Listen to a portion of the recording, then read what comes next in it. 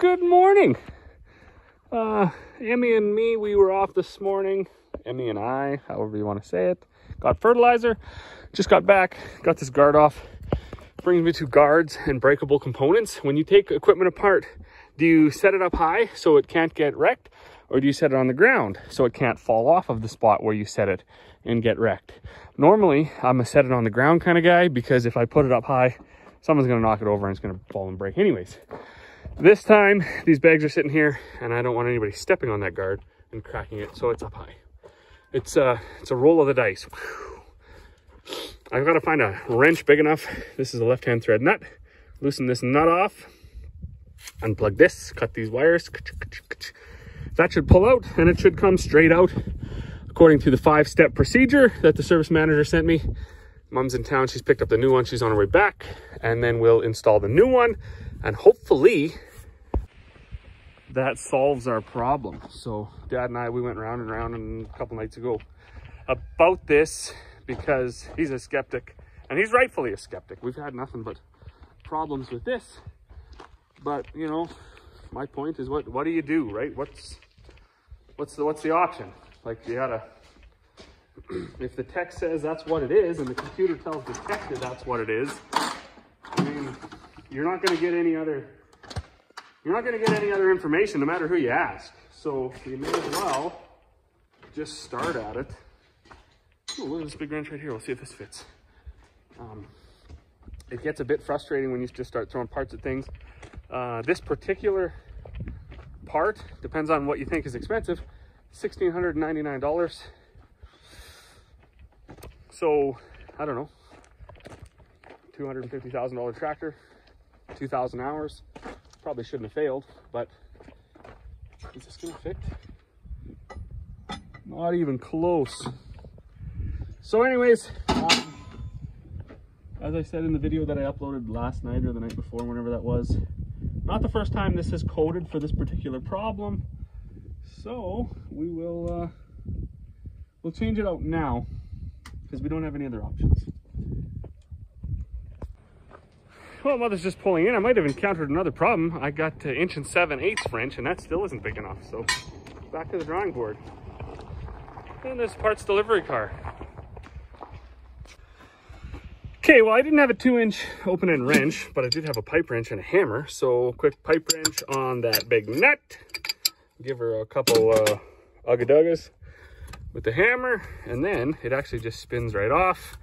I'm going to put my phone down because I know what's going to happen. If I spin it all the way off, the fan's going to fall and then one of these plastic fins is going to break.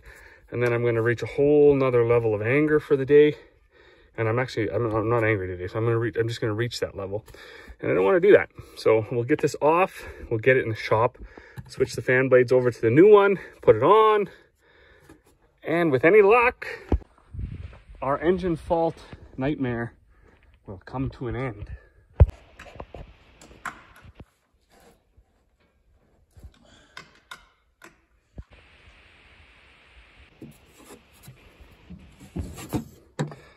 If you end up having a T9505 and you end up watching this video, don't forget this thing is, it's a left-hand thread. So when you're trying to smash it off with your 2-inch open-end wrench or your pipe wrench, make sure you're going the right way. So I'm spinning it now, but I'm spinning the new one back on. We're like a NASCAR pit crew around here. See, I had Dad tighten those up. He says I've tightened everything too tight, and I didn't know if there was actually torque specs for it. So I just said, you know what, you just do it then. Then it's his tractor anyways, so if it's wrecked, it's his fault. All right, so installed, plugged in. I give her a couple smacks with the wrench just to make sure it was tight. I don't know, it doesn't feel any different than the other one. Has a bit of a different thing here for the protect the wire. So we're gonna fire it up and see what happens.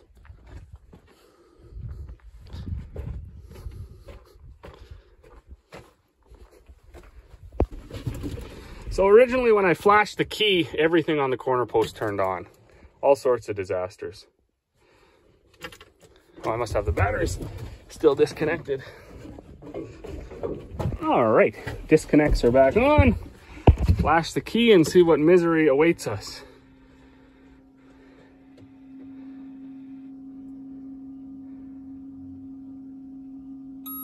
There we go.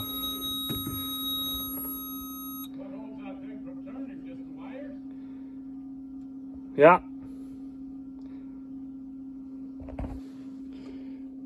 Ready?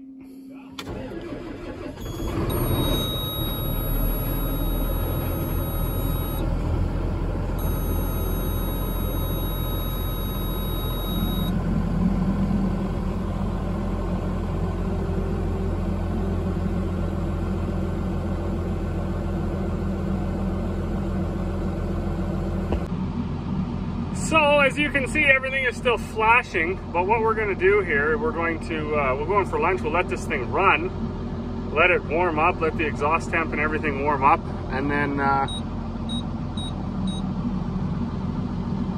guess we'll go from there. I don't really know what other options a guy can do. If nothing changes, we'll have to get the tech back out to do his thing, but other than that, we'll see, I guess. So of course it makes sense that things are going to need time to adjust and do whatever they do to the new parts. We're going to leave them run, go and have lunch, come back out once it's warmed up, see what everything says.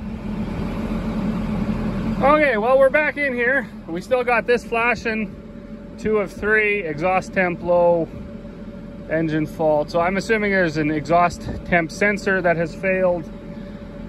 Of course, right, that's part of what Dad and I were talking about. When you start just swapping out these parts, if they don't get it right, you're just continually buying stuff and you're not fixing the problem. So most likely they're going to have to come back out and bring the exhaust temp sensor. I mean, I don't know why it's registering.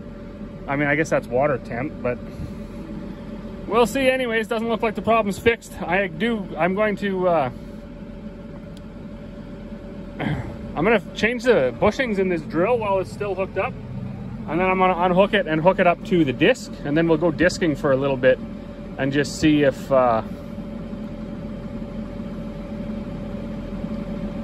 that's part of the problem, I guess. Maybe once a guy gets it warmed up and gets it working for a while, maybe some of this stuff will sort itself out. Well, I doubt anybody's actually going to believe this, but you're going to have to just trust this guy. We installed that new viscous fan. We let it run while we went in and had lunch at an idle. Came back out. All the lights were still on, the check engine lights and everything. And it had actually derated me. I couldn't get more than about 1100 RPM out of it. So I phoned the service guy. He said, yeah, well, when you leave them idle, it doesn't get hot enough. They actually really don't like to idle. So that sucked. But what we did then,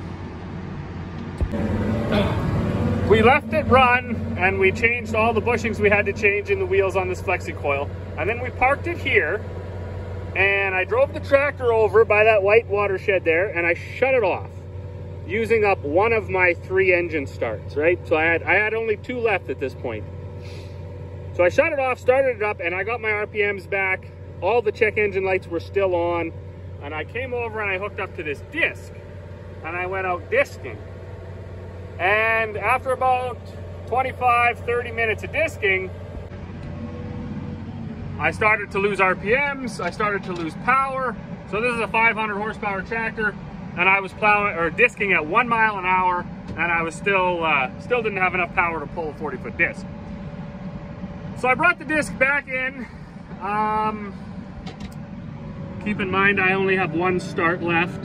So I brought the disc back in, I parked it where it is here, where I'm backing up to again, and I drove my tractor back over to that white watershed with all the check engine lights and the engine faults and all that shit beeping in my face.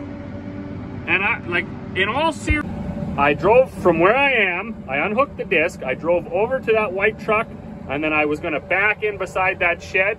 As soon as I kicked this thing into reverse, the check engine light went out, it shot up to 2200 RPM, like it goes to now, and I think it fixed itself. So it has the new viscous fan in it, and I'm not sure if if that was just exactly the time that it got to the right temperature. Like, I have no idea, but anyways, that's what happened. So we're hooking back up to the disc, and we're gonna go back out to the field and just see if we can work the tractor a little bit today before something else happens. I think it's a little too wet to seed. If it was the 15th of May, we'd probably fly at her, but since it's the 28th of April, I don't really see the point of going around wet spots. Weather forecast looks good.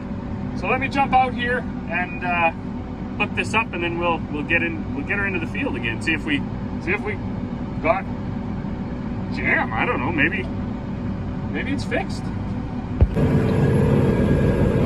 Well, it's been another maybe an hour or so of disking. It's due to that wind, the high spots in the field are kind of dry, but then you know, there's still snow around the bush and wet close up to the bush. I'm not going to disc a whole terrible bunch of this, I don't think, but I want to put my sunflowers here, and I also want to work the bag off of this tractor to get it good and hot. They did say that you gotta get it really hot for everything to reset, so I may as well keep her. What's going on here? Man, they didn't think, that's good. They're changing our New Holland dealer. They didn't think they'd get out here, but look it. I think that's them.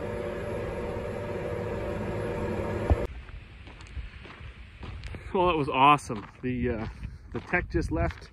They were all as confused as I was, so I called the service manager a few times and throughout the day here and let him know the progression of that monster. And yeah, nobody really understands. What they're assuming is that until it got up to whatever it needed to be, 400 degrees or whatever for exhaust temp, it couldn't do its cycle or whatever. So it had to heat up and get that hot before it could recognize the new viscous fan and recognize that everything was working. So is what it is, I guess. But as of now, it is working. So I'm gonna go in for supper. As always, thanks for watching. We'll see you all on the next one.